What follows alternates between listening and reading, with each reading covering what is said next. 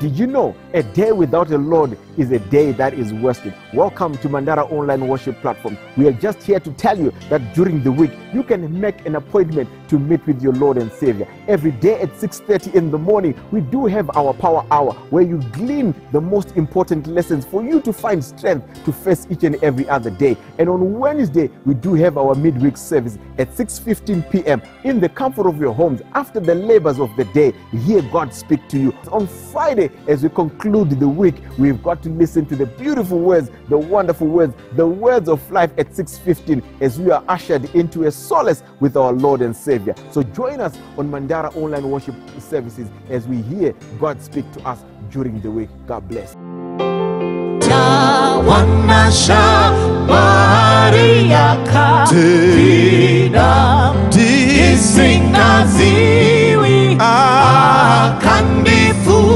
Wanerudo akanisunga kwari moyo wangu wasungwa nefundo Rora kasimba Jesu ndiri wako ini uri wangu narini Kawana Shamari yakandifira hadi upendubachete asi akazipira zendi nazo hadi zangu naka uchengetera moyo simba Seke Jake Narini Wana Shamari Kapiwa Masimba Ese Kundi Chenge Tamuzira Ino Enda Kudega Omberi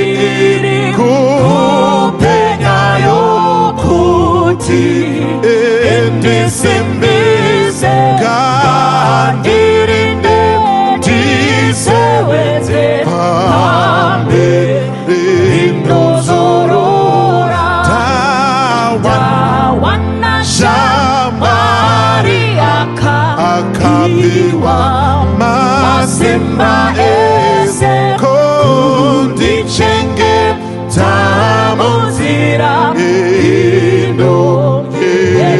Kudega Biri Kupega Yokuti Endesimbise Kandirinde Ndisewenze Pambe Rinozorora Kandirinde Ndisewenze Pambe Rinozorora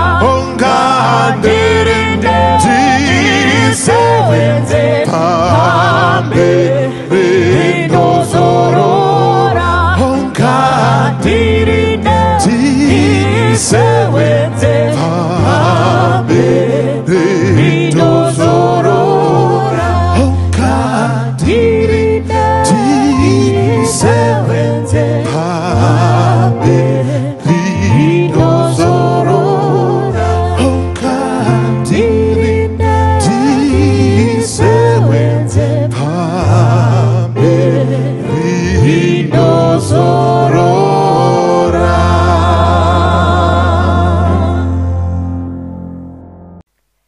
Kwaziso kwa muri mose vana vaMwari tinoda kutenda Mwari nemukana wavatipa zvekare wekuti tigone kudzidza zvimwe zvezveukuru hwavo.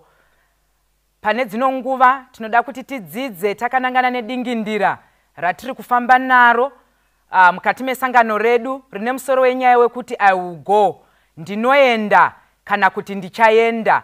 Kuridziro iri kuuya kwatiri ndeyekuti munzvimbo dzose dzatiri pose patinenge tiri denotawana mukana wekuti tive tinokoverana nevamwe pamusoro pezveukuru hwaMwari.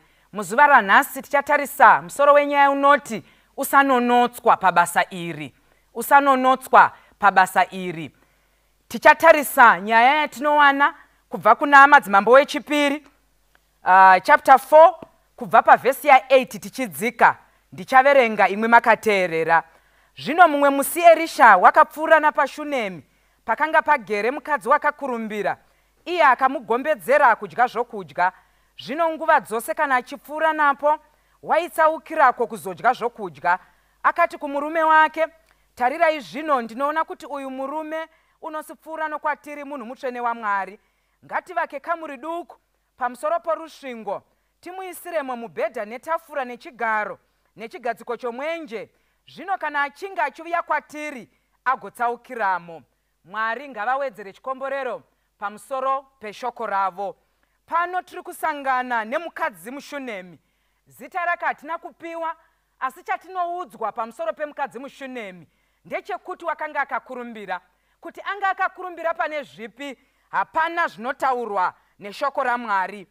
Mukadzi uyu akakurumbira kudaro, anoti kumurume wake, tarirai, ndinoona kuti uyu murume apa achireva Erisha munhu waMwari unosipfuura nokwatiri, munhu mutsvene waMwari.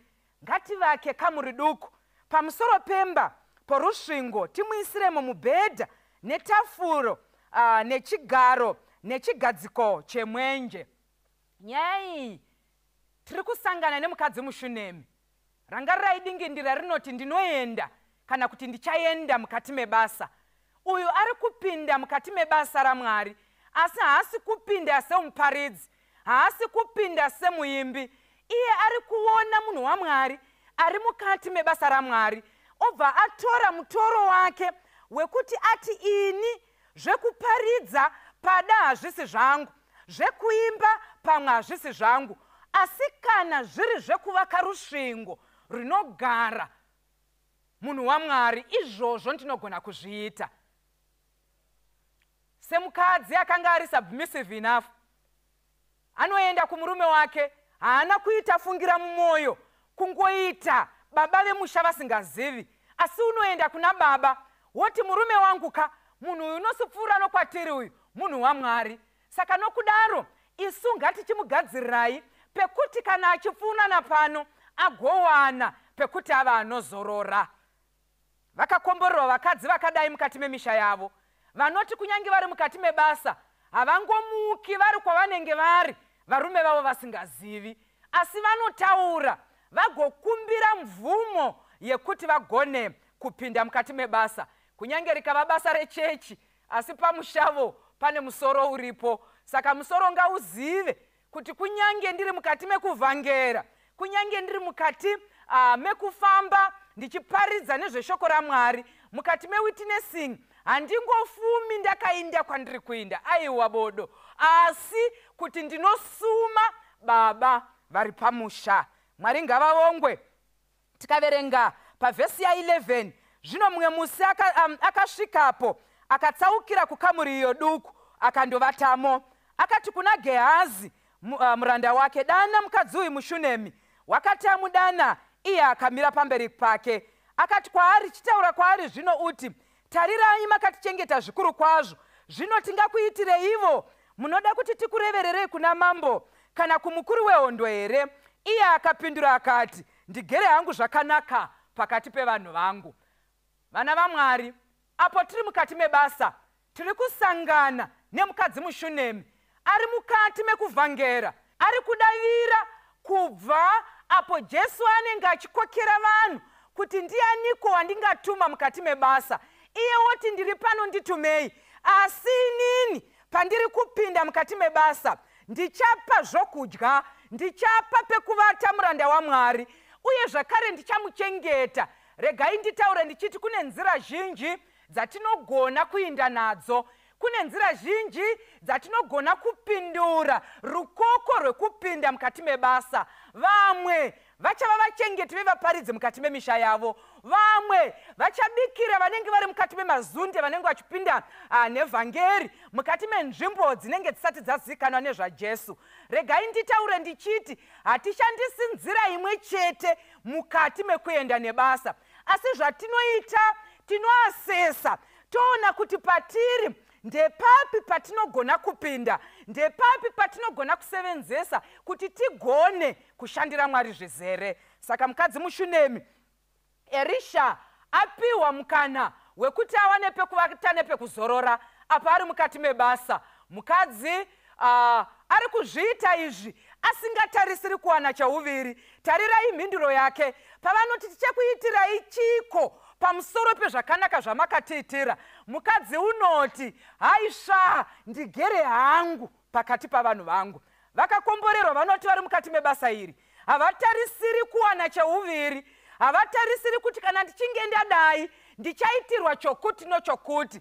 Mukadzi muShunemi unoti hongu ndapinda mukati mebasa, hongu ndabatsira vanhu vaMwari, asi handitarisiri kuti mukuita basa iri ndichawana cheuviri. Regai ndikurumidze kutaura nditi vanhu vazhinji vakati vapinda mukati mebasa rekushandira Jehovha vakakuunika zvikuru nekuti zvavaitarisira handizvo zvavakazowana. Saka regai nditaure kuti apo tiri kuvavarira, apo tiri kukokwa mukati mebasa, ngazvipinde mukati mepfungwa dzedu kuti Jehovha tamisai pfungwa yekuwana zvinobatika apo tinenge tichibata basa iri, kuti vhangeri renyu risashorwa, risaite sekunge vhangeri rekuti titsvake zvinhu mukati meupenyu hwedu, asi kuti vhangeri yeushe igone kuparidza kumarudzi ose nekunyika dzose kuti kuguma kugosvika.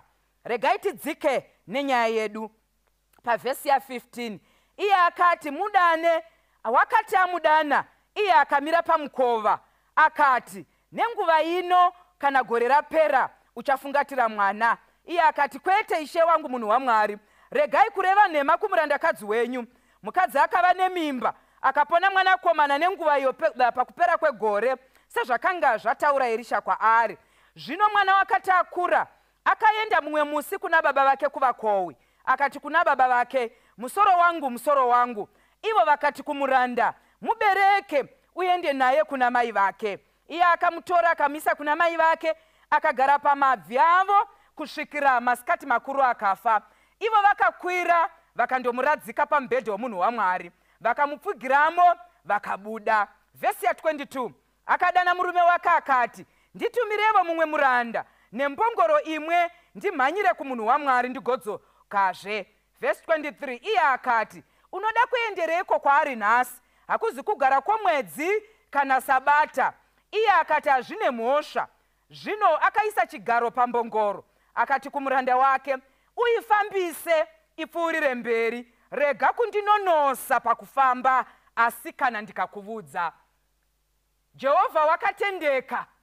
Erisha unoti hongu kumukadzi muShunemi, imwe hapana zvamuri kutarisira nekuda kwebasa rakanaka ramatiitira, asi nenguva ino gore rinovya imwi muchange muine mwana. Zvikanzi nguva inofamba mukadzi unobata pamuviri, mwana unoberekwa, mwana waberekwa unokura. Mumwe musi mwana akura unoenda kuna baba vake nekuvakohwi. Asvika unoti kuna baba vake musoro wangu, musoro wangu. Baba vanoti kumuranda tora mwana unopa mai vake. Mwana unosvika kuna mai, zvikanzi mai vanomutora vobva vamuisa pamabvi avo. Ava masikati mwana anofa. Regai nditaure kuti vana vaMwari hazvireve kuti kana tiri mubasa raMwari hapana matambudziko atichasangana nawo eupenyu huno. Vanhu vazhinji vanofunga kuti kana tichinge tazvipira kushanda mukati mebasa raMwari zvochireva kuti hatisisina madambudziko atinosangana nawo. Aiwa, madambudziko tinosangana nawo. Tarirai muenzaniso uri pano. Mukadzi muShunemi anga asina mwana, aitirwa nyasha, Jehovha vabva vamupa mwana. Mwana uya avapo, zvekubikira Erisha nekumupa pekuvata hazvina kumisa rufu remwana mukomana uyu wavakanga vapiwa sechipo. Regai nditaure nditi kuvana vaMwari, apo tiri mukati mebasa ngatisatarisirai kuti nzira yedu yeupenyu ichangova mutserendende nekuti tava kufamba nevhangeri. Nzira yedu yekurarama muupenyu huno ichafambika nyore nekuti tiri kuwana nguva yatinozvitsaurira panguva dzedu kuti tinoita witnessing kana kuti tiri kuwana nguva dzekuti tipinde tichibatsirana nevamwe vanoshaya mukati menharaunda mukuita zvakanaka. Izvozvo hazvidzivisi kuti tisasangana nematambudziko. Wakanga aita zvakanaka uyu, kuvakira munhu waMwari imba, kumugadzirira tafura kuti anyatsogona kuti anzvere magwaro zvakanaka, kumutsvakira nomwenje kuti agone kuona pakurava. Asi rufu rwakamushanyira. Mwana unogara pamabvi pamai vake, masikati anosvika mwana anofa. Mwana afa, anokwira naye mukati memba yemunhu waMwari. Ndogara ndichibvunza mubvunzo uyu kuti zvinodai akanga asina kuvakira Erisha imba, musi waakanga atarisana nechitunha, ungadai akaisa mwana kupi? Regai nditaure kuti apo tinobata mukati mebasa iri, tichiisa maresources edu mukati mebasa raMwari, tiri kutoita kubhenga kuna Jehovha. Kana nguva yasvika, Mwari vachatitendera kuti tive tinogona kubhengenura zvikomborero izvozvo. Paakazviita, wakanga achiitira muranda waJehovha Erisha. Asi pane ino nguva unoshandisa mudziyo umwe chete kuti agone kuisa chitunha chomwana wake. Unodana murume wake mukadzi uyu, obva amutiye, nditumireivo muranda. Muranda unouya, murume wako unotombobvunza kuti unoda kuendereiko kumunhu waMwari? Harisi Sabata kana kugara kwomwedzi, asiye unoti hazvine mhosva. Regai nditaure kuti musoro wenyaya wedu tiri kuiwana pavhesi ya24 paanoti kumuranda, uifambise, ipfuurire mberi, usandinonosa pakufamba, asi kana ndikakuvudza. Imimi chii chiri kukunonotsai pakufamba pabasa iri?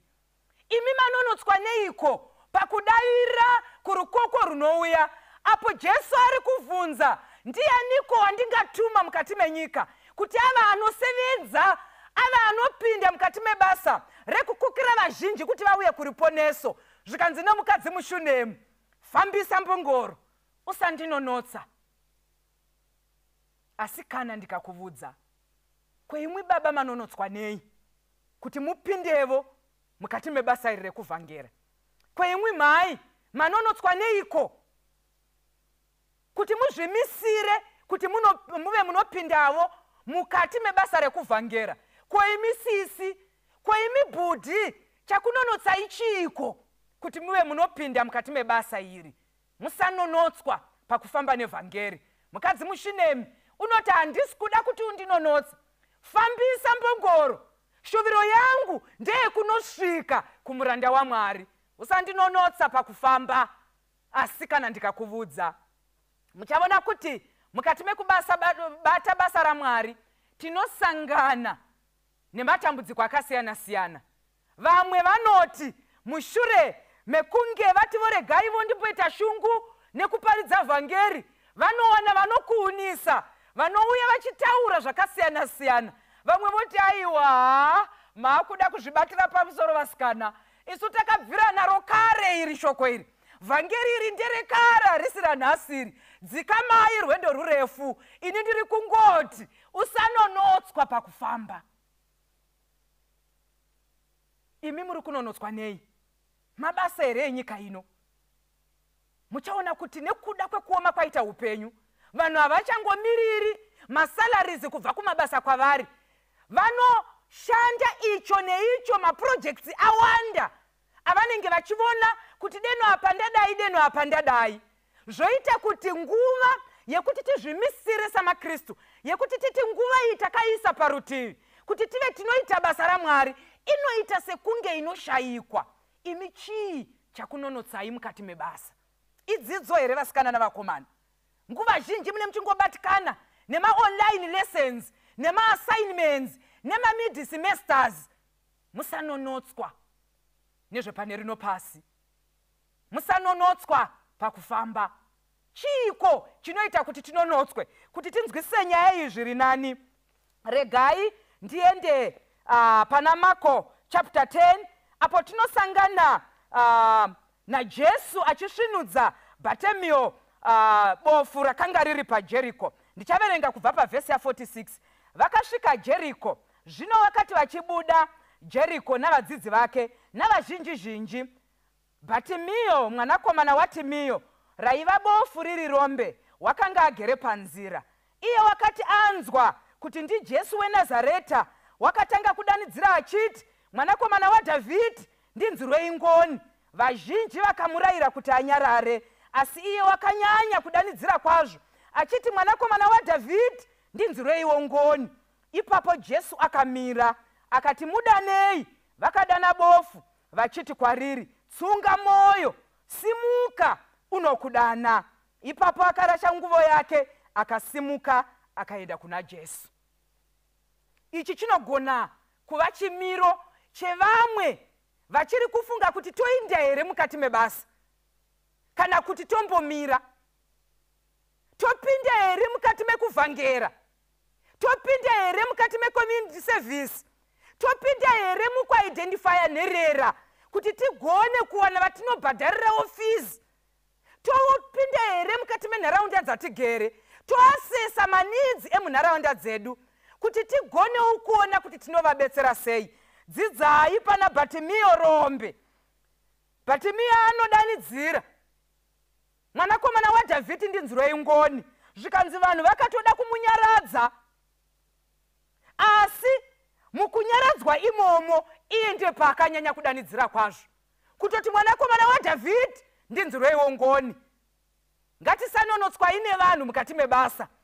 Patinonzi aiwa dzikamai, isusu ipapo ndo pataifanira kutonamatira mweya wekuti Mwari, zvatakaita zuro zvitori zvishoma, kana angava maresources kana dzingava mari, kana chingava chikafu. Mwari, wedzerai, nekuti rwendo runo hatisi kuda kubatsira 3 kana 4, asi toda kunobatsira 10 kana vanoraudzira. Musanonotswa. Vanhu vamwe chete vakanga vachitodiscourage Bhatimio kuti iwe nyarara, ndo vanhu vamwe chete zvakare vakati Jesu amira odana Bhatimio kuti amubetsere, vanototaura kuti tsunga moyo unokudana. Ndo zvazviri, nekuti tichiri panyika tinosangana nezvinokuunisa, asi ngatisabvumai kuti zvitinonose.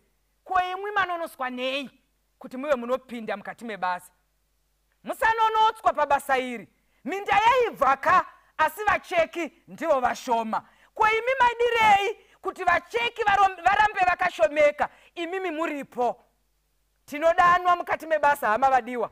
Tinodanwa mukati mebasa iri. Jesu unoti pana Matthew chapter 28, pavhesi ya18 zvichidzika, zvikanzi all power has been given unto me. Simba rose ndakapiwa, saka isu chinoita kuti tichinonoka kudavira rukoko ruchii.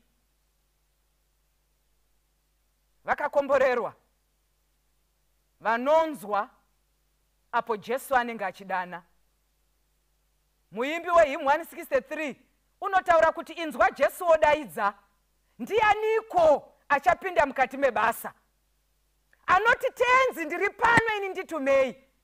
Regai nditaure ndichiti, vana vaMwari, Mwari mukuziva zvavakaisa matiri, ivo ndio vanotigonesa mukati mebasa iri. Basa nderavoka, ndosaka vachitaura pfungwa yekuti simba ndakapiwa. Ndogara ndakataura pfungwa yekuti munoziva Jesu ka haana kuda kutaura nyaya yekuti all power has been given unto me mushure mekunge asati aenda pamuchinjiko, asi unomirira kuti mushure mekunge amuka kubva kuvakafa, mushure mekunge akunda muchinjiko, mushure mekunge ati rufu kukurira kwako kuri piko, rumborera kukunda kwako kuri piko, ndo paanoti kuvadzidzi vakanga vasingachanzwisisi. Jesu amuka unoti kuvakadzi vaya paguva, indai munoudza vadzidzi kuti ngatisanganei Garirea.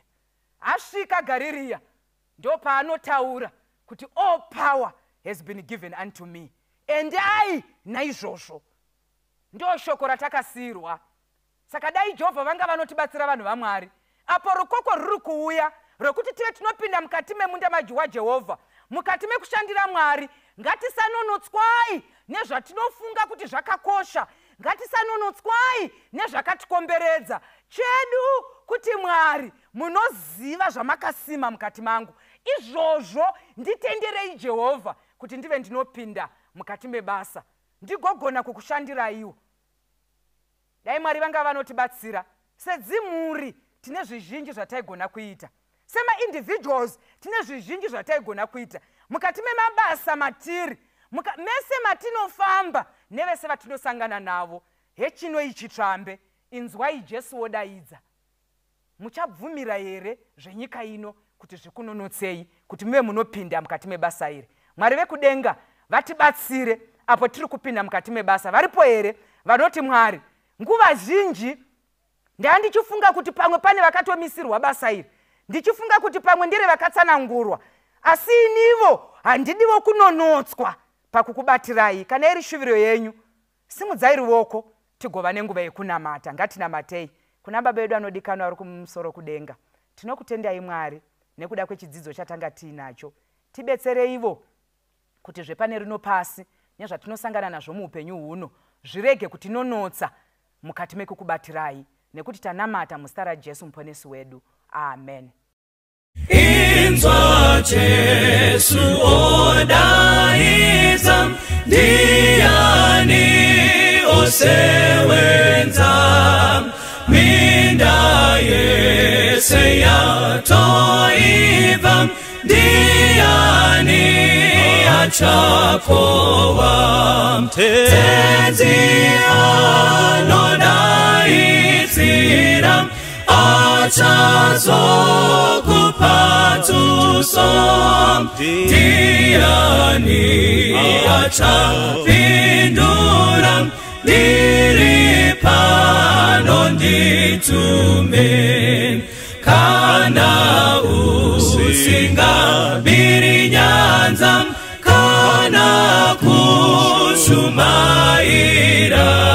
shumaira vahedeni vakakutenderedza, kana usiringirosi, kana usi Pauro, taura rudo rwa Jesu, uti akatifira, kana usiri murindi, parusvingo rweZioni, uchinongedza kudenga, kunova paupenyu, nemina matone zvipo,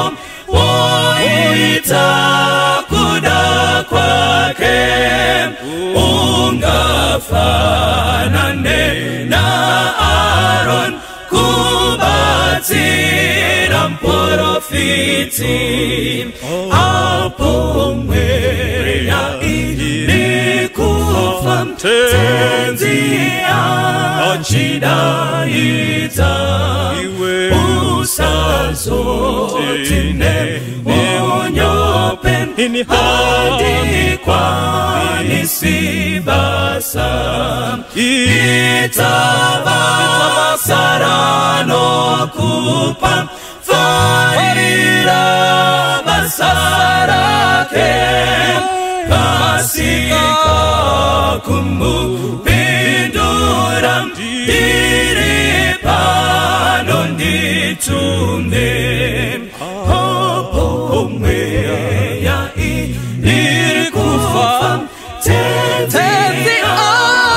anolanidza, usazotiwe neunyope, handikwanisi basa, ita basa ranokupa, farira basa rake, kasika kumupindura, ndiri pano nditume, ita basa ranokupa,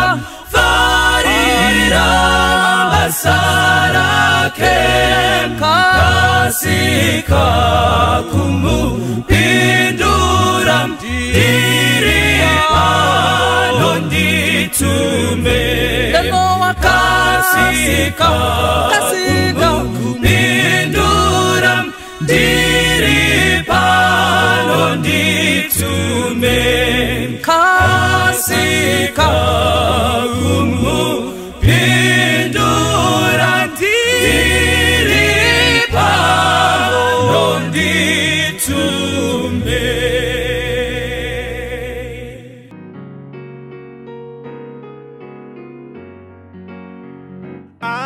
Pabasa pera tinoyenda kumusha uko kufa kunopfeka kusafa ndichamzi wampolesi apo achazouya iye anondigashira kumusha ndichamziwa ndichamziwa apo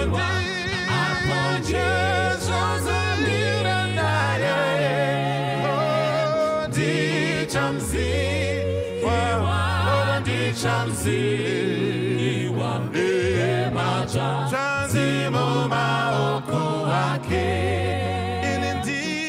ndichazofara kwazvo kuona uso wake nekupenya kwemaziso wake iwo moyo wangu kumkudza ngerudo roremudza anondigashira musha kumsoro ndichamziwa ndichamziwa apo ndichazomira naye ndichamziwa ndichamziwa emaja chanzemo maoko wake tinotondera avo vadikanwi vakafa kuti ngerudo tapatsana navo apo Jesu ouya navo tichasangana asi ndichatanga kuona Jesu ndichamziwa ndichamziwa apo ndichazomira naye ndichamziwa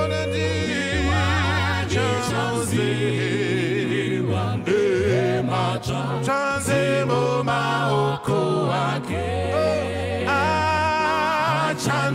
achanditungamira kupinda mazambara apo tisingazowine urombo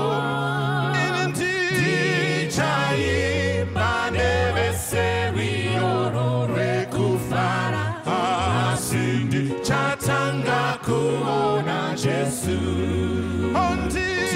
ndichamziwa ndichamziwa apo ndichazomira naye ndichamziwa ndichamziwa nemaja chanzemo maoko wake ndichamziwa iye ndichamziwa apo ndichazomira naye ndichamziwa ndichamziwa nemaja chanzemo